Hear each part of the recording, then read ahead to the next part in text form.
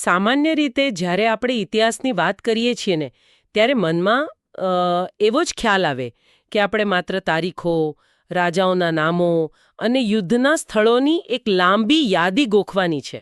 હા, બિલકુલ. જાણે કોઈ જૂની ટેલિફોન ડાયરેક્ટરી વાંચતા હોઈએ એવું જ લાગે લોકોને. સાચી વાત છે. બધું જ એકદમ સીધું, યાંત્રિક અને ક્યારેક તો બહુ જ કંટાળાજનક લાગે. પણ આજે આપણી આ ગહન ચર્ચામાં આપણે કંઈક અલગ જ કરવાના છીએ. ચોક્કસ. આપણે ઘણીવાર એવું માની લઈએ છીએ કે ઇતિહાસ એટલે માત્ર વીતી ગયેલા સમયનો એક શુષ્ક હિસાબ, જેમાં વર્તમાનને સ્પર્શતી કોઈ જીવંત ઘટનાઓ નથી હોતી. પણ એવું છે નહીં. જરાય નહીં. એટલે જ તો જ્યારે આપણે ઈસવીસન પૂર્વે 6ઠ્ઠી સદીના ભારતના ઇતિહાસમાં પ્રવેશ કરીએ છીએ ને ત્યારે અચાનક જ પેલા કંટાળાજનક ઇતિહાસમાં જાણે આગ લાગી જાય છે. આપણે સામાજિક અને ધાર્મિક ક્રાંતિના એવા સમય તરફ જોઈ રહ્યા છીએ જે સાચું કહું તો અત્યંત રોમાંચક છે.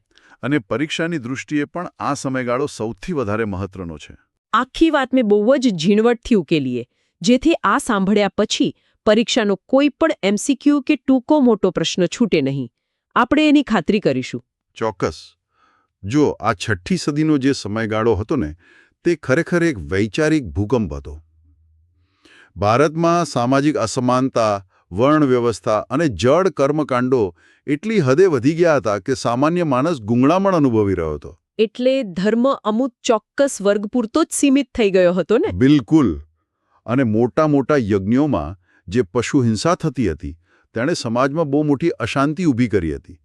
બસ આ ઘોર અંધકાર અને અસંતોષની વચ્ચે બે મહાન પ્રકાશ સ્તંભો ઉભરી આવ્યા, ગૌતમ બુદ્ધ અને મહાવીર સ્વામી. અરે વાહ, આ ખરેખર બહુ જ જબરદસ્ત પૃષ્ઠભૂમિ છે. તો ચાલો સૌથી પહેલા ગૌતમ બુદ્ધથી શરૂઆત કરીએ. મને એ જણાવો કે ઇતિહાસના આટલા મોટા વ્યક્તિત્વ વિશે અને બૌદ્ધ ધર્મ વિશે જાણવા માટે આપણી પાસે વાસ્તવિક ઐતિહાસિક સ્ત્રોત કયા છે? બૌદ્ધ ધર્મને ઊંડાણથી સમજવા માટે આપણા સૌથી મુખ્ય અને આધારભૂત સ્ત્રોત છે ત્રિપિટક. પરીક્ષા માટે આ નામ ખાસ યાદ રાખવાનું છે. ત્રિપિટકનો અર્થ થાય છે 3 પિટક અથવા તો 3 ટોપલીઓ. અચ્છા, 3 ટોપલીઓ જેમાં જ્ઞાન સચવાયેલું છે. હા, આ 3 પિટક એટલે સુત્ત પિટક, વિનય પિટક અને અભિધમ્મ પિટક. આ નામો ઐતિહાસિક દસ્તાવેજો તરીકે બહુ જ મહત્વ ધરાવે છે. સુત્ત પિટકમાં બુદ્ધના ઉપદેશો છે, વિનય પિટકમાં બૌદ્ધ ભિક્ષુઓ માટેના નિયમો છે અને અભિધમ્મ પિટકમાં ધર્મની દાર્શનિક સમજૂતી છે. બરાબર. અને આ ઉપરાંત મેં એવું પણ સાંભળ્યું છે કે આશરે 550 જેટલી જાતક કથાઓ પણ છે. આ 550નો આંકડો જ બહુ રસપ્રદ છે. આટલી બધી કથાઓ પાછળનું કારણ શું છે? જો જાતક કથાઓ એ બુદ્ધના પૂર્વજન્મોની વાર્તાઓ છે. બૌદ્ધ દર્શન એવું માને છે કે જ્ઞાન પ્રાપ્તિ કે બુદ્ધત્વ એ કોઈ રાતોરાત બનેલી ઘટના નહોતી. એટલે કે કોઈ શોર્ટકટ નહોતો? ના, જરાય નહીં. તે જન્મોજન્મની સાધના, ત્યાગ અને નૈતિક મૂલ્યોના પાલનનું પરિણામ હતું. આ બધી કથાઓ દર્શાવે છે કે કેવી રીતે એક જીવ અલગ અલગ જન્મોમાં કરુણા અને સત્યનો માર્ગ અપનાવીને છેવટે બુદ્ધત્વ સુધી પહોંચે છે. અદ્ભુત. એટલે કે એક લાંબી ક્રમિક ઉત્ક્રાંતિની વાત છે. હવે જો તેમના પ્રારંભિક જીવનના ઐતિહાસિક તથ્યો પર નજર કરીએ, જે પરીક્ષામાં વારંવાર પૂછાય છે, તો ભારત અને નેપાળની સરહદ પાસે હિમાલયની તળેટીમાં કપિલવસ્તુ નામનું એક સમૃદ્ધ ગણરાજ્ય હતું. બરાબર. અને ત્યાંના ક્ષત્રિયો શાક્ય કહેવાતા. હા, આ શાક્ય કુળમાં ઈસવીસન પૂર્વે 566માં ગૌતમ બુદ્ધનો જન્મ થયો હતો. તેમના પિતાનું નામ શુદ્ધોધન અને માતાનું નામ મહાદેવી હતું. અને બાળપણમાં તેમને સિદ્ધાર્થ નામ આપવામાં આવ્યું હતું. અહીં આ પારિવારિક માળખામાં એક બહુ જ સંવેદનશીલ ઐતિહાસિક વિગત જોડાયેલી છે, જે વિદ્યાર્થીઓએ ખાસ નોંધવી જોઈએ. સિદ્ધાર્થના જન્મના થોડા જ દિવસો બાદ તેમના જન્મદાત્રી માતા મહાદેવીનું મૃત્યુ થઈ ગયું. ઓહ, એક નવજાત શિશુ માટે આ બહુ મોટી ખોટ કહેવાય. હા, તેથી તેમનું પાલન પોષણ તેમની માસી અને પાલક માતાએ કર્યું, જેમનું નામ હતું ગૌતમી મહાપ્રજાપતિ. જ્યારે ઇતિહાસનો ઝીણવટભરો અભ્યાસ થતો હોય ને ત્યારે જન્મ આપનાર માતા મહાદેવી અને પાલક માતા ગૌતમી મહાપ્રજાપતિ વચ્ચેનો ભેદ સ્પષ્ટ હોવો ખૂબ જ જરૂરી છે. આ બહુ જ મહત્વની સ્પષ્ટતા છે. હવે સિદ્ધાર્થ એક રાજકુમાર હોવા છતાં બાળપણથી જ તેમનામાં એક પ્રકારની ગંભીરતા જોવા મળતી હતી. સ્ત્રોત મુજબ તેમના એક ગુરુ હતા આલાર કલામ. સિદ્ધાર્થ વારંવાર તેમના આશ્રમમાં જતા અને ત્યાં તેઓ ધ્યાનની ચર્ચા કરતા. મને તો એ થાય છે કે એક પિતા તરીકે રાજા શુદ્ધોધન માટે આ બધું કેટલું ચિંતાજનક રહ્યું હશે. અરે, શુદ્ધોધન માટે આ સૌથી મોટો ડર હતો. કારણ કે તેમને એવી ભવિષ્યવાણી કરવામાં આવી હતી કે આ બાળક કાં તો મહાન ચક્રવર્તી સમ્રાટ બનશે અથવા તો બધું જ છોડીને મહાન સંન્યાસી બનશે. અને કોઈ પણ રાજા પોતાની ગાદીનો વારસદાર વૈરાગી બને તેવું તો ન જ ઈચ્છે ને. બિલકુલ. એટલે જ તેમણે સિદ્ધાર્થની આસપાસ તમામ ભૌતિક સુખ સુવિધાઓ ઊભી કરી દીધી. યુવાવસ્થામાં જ તેમના લગ્ન કરાવી દીધા. તેમની પત્નીનું નામ યશોધરા હતું અને ત્યારબાદ તેમને એક પુત્રની પ્રાપ્તિ થઈ જેનું નામ રાહુલ રાખવામાં આવ્યું. રાજાને એવું લાગ્યું હશે કે હવે પરિવારની જવાબદારીઓ સિદ્ધાર્થને સંસાર સાથે બાંધી રાખશે. હા, પણ જે થવાનું હતું તે તો થયું જ. લગભગ 30 વર્ષની ઉંમરે સિદ્ધાર્થે જ્ઞાન પ્રાપ્તિ માટે પોતાનો રાજવી પરિવાર, પત્ની, પુત્ર અને અઢળક સંપત્તિવાળું રાજ્ય છોડવાનો નિર્ણય કર્યો. જો આ ઘટનાને આજના સમયના સંદર્ભમાં કલ્પના કરીએ ને તો વિચાર કરો કે કોઈ અબજોપતિ યુવાન છે જેની પાસે દુનિયાની તમામ સુખ સુવિધાઓ છે, વૈભવી મહેલો છે, સત્તા છે અને તે અચાનક એ બધું જ છોડીને આંતરિક શાંતિની શોધમાં ઘરની બહાર નીકળી પડે. આ નિર્ણય પાછળ કેટલી ભયંકર માનસિક મથોમણ હશે. આ રૂપક એકદમ સચોટ છે. તે કોઈ સામાન્ય ત્યાગ નહોતો. એક રાત્રે જ્યારે આખો મહેલ સૂતો હતો ત્યારે સિદ્ધાર્થ તેમના સારથી છન અને તેમના પ્રિય ઘોડા કંથકને લઈને રાજ્યની બહાર નીકળી ગયા. નદી કિનારે પહોંચીને તેમને પોતાના રાજવી વસ્ત્રોનો ત્યાગ કર્યો. એટલે છન અને કંથક એ બંને નામો યાદ રાખવા જરૂરી છે. હા, ખાસ. તેમણે છનને ઘોડા સાથે મહેલ પરત મોકલી દીધો. પોતાના વાળ કાપી નાખ્યા અને સંન્યાસીના ભગવા વસ્ત્રો ધારણ કરી જંગલ તરફ ચાલી નીકળ્યા. ઇતિહાસમાં આ મહાન ત્યાગને મહાભિનિષ્ક્રમણ તરીકે ઓળખવામાં આવે છે. મહાભિનિષ્ક્રમણ. ઓકે, પણ અહીં મને એક બહુ જ રસપ્રદ પ્રશ્ન થાય છે. ગૃહ ત્યાગ કર્યા પછી તેઓ સીધા જ કોઈ વૃક્ષ નીચે બેસીને જ્ઞાની તો નહોતા બની ગયા ને? ના, જરાય નહીં. સ્ત્રોતો દર્શાવે છે કે તેઓ પહેલા રાજગૃહ અને પછી પુરુવેલા નામના સ્થળે ગયા. ત્યાં તેમણે 5 બ્રાહ્મણો સાથે મળીને તપશ્ચર્યા શરૂ કરી. અન્ન અને જળનો સંપૂર્ણ ત્યાગ કર્યો. પણ પછી અચાનક જ તેમણે એ 5 બ્રાહ્મણોનો સાથ છોડી દીધો. આવું શા માટે?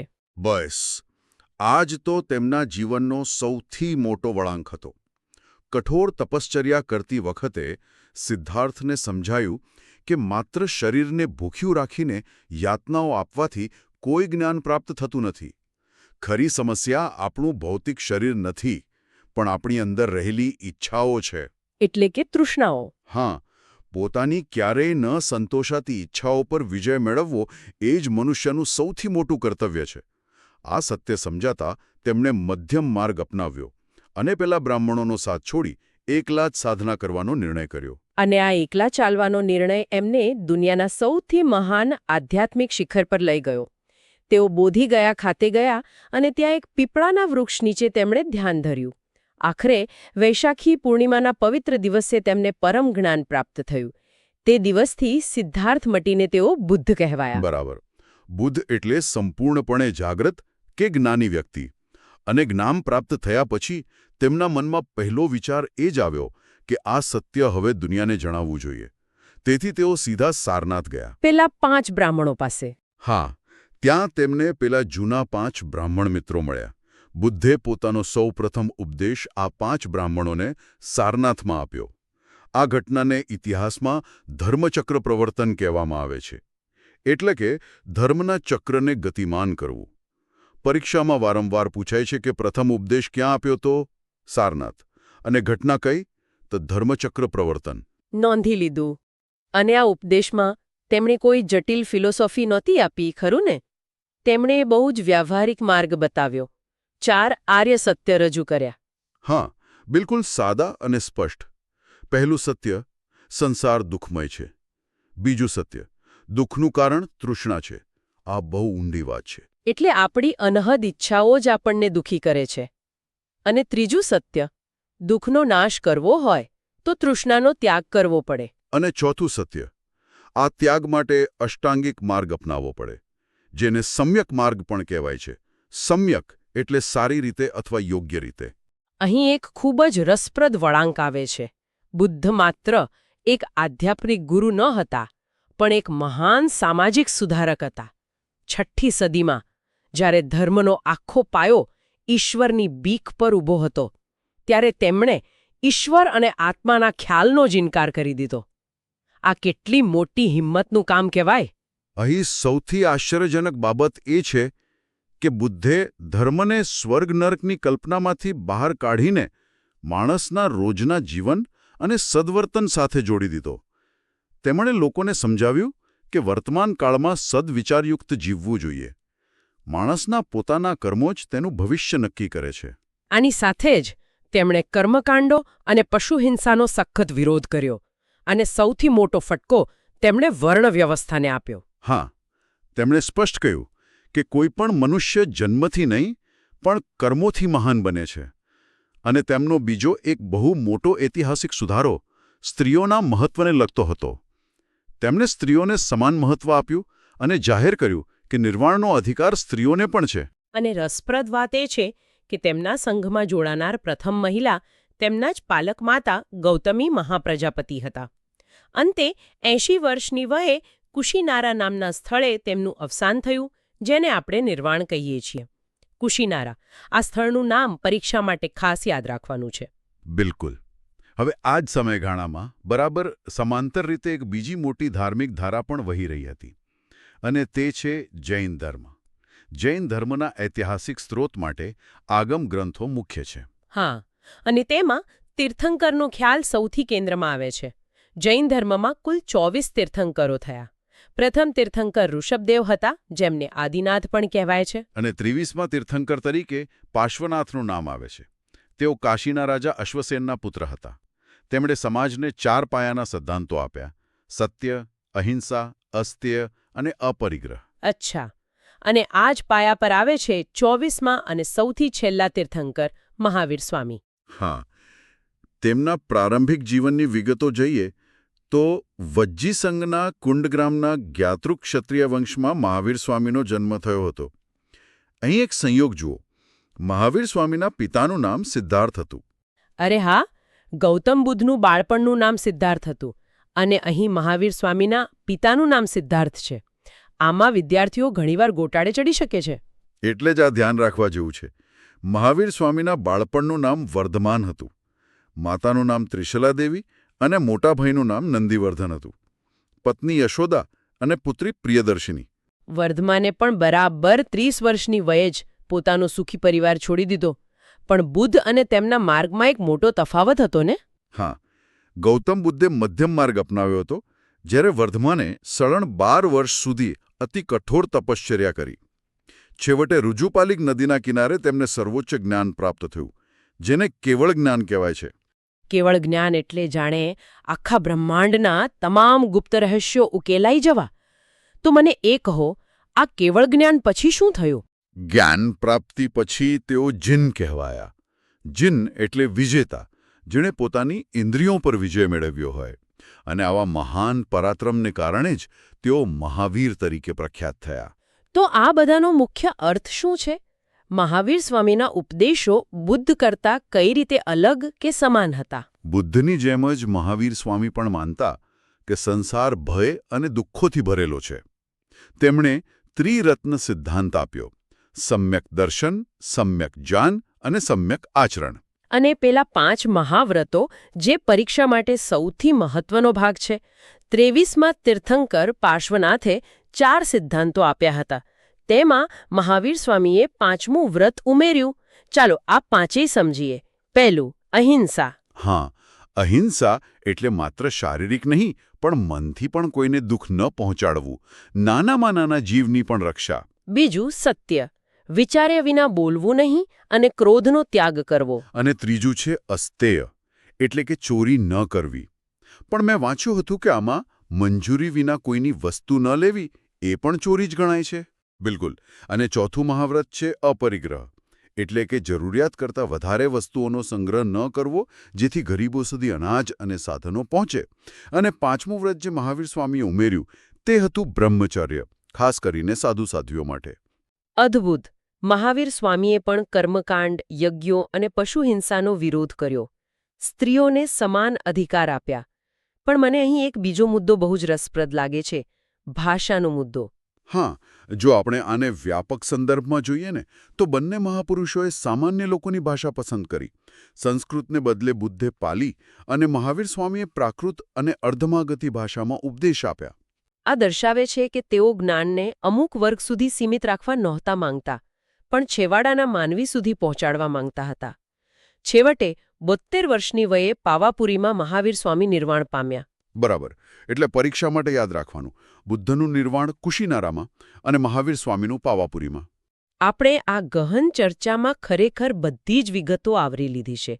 આશરે 2500 વર્ષ પહેલા આ બંને મહાપુરુષોએ કેવી રીતે ધાર્મિક ક્રિયાકાંડો દૂર કરી શાંતિ અને સદાચારનો માર્ગ અપનાવ્યો એની દરેક નાની મોટી માહિતી આપણે જોઈ.